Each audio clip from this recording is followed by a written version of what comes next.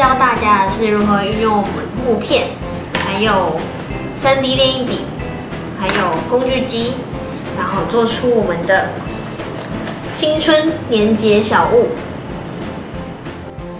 好，首先我来介绍我们从奥地利进口的迷你工具机。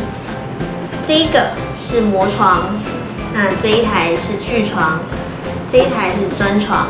那我们现在开始吧。